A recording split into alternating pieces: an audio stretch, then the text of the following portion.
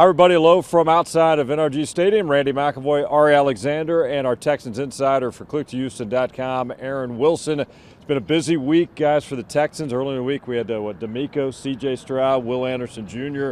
Today, General Manager Nick Caserio took his time at the podium. A little pre-draft news conference, didn't give away anything, but we learned a little bit about some of these moves they made in the offseason and the thinking behind those. Does he ever give away anything? Yeah. It's difficult to parse some of the stuff that you kind of get through. I don't think I learned anything. I'm going to be fully honest here. I don't think we've seen other than the fact that Nick Caserio doesn't like rat poison. He doesn't like the positive grades that they've gotten for the offseason moves. He doesn't care that the players that he's picked up this offseason are bigger names relative to, very Nick Caserio transition there, some of the players he's gotten previously. He kind of quipped, is Devin Singletary not a big enough name? No, he's not, compared to Danielle Hunter, Joe Mixon, Stephon Diggs. They've made splash moves this offseason. Caserio does not seem to care. He shot it down early, didn't he? Yeah, he doesn't seem to care about the moves being called splash. And just like the uniforms, him not wanting to weigh in on the fashion or the quality of them, leaving that for other people, he's just very much substance over style. And so that was classic Nick Caserio in there. Kind of had his game face on very early. And I thought there were some nuggets within in terms of them forming their own opinions about Stephon Diggs, because he was asked about Stephon and his reputation and any friction he'd had in Buffalo. So I thought it was interesting to hear from him on that.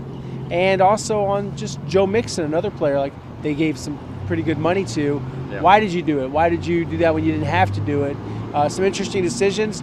Like Ari said, not a ton of detail, and that is him staying true to form.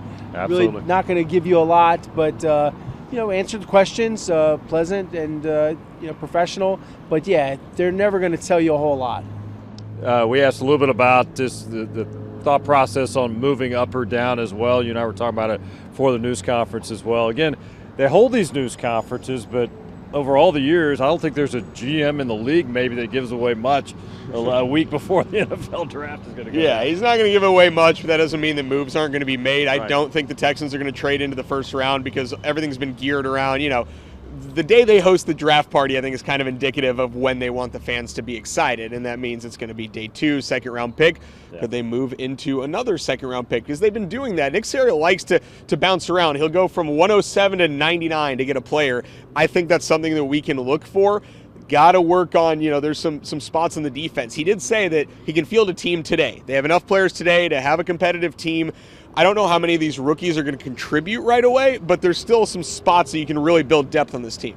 And we've been really charting a lot of the visits that I've been able to find out through any means possible that they have looked at a lot of cornerbacks, safeties, and running backs. Guys are graded up and down the board by most, but they've had a lot of guys in, like a Kalen Bullock from USC, a safety. They've brought in Javon Bullard, another safety from Georgia.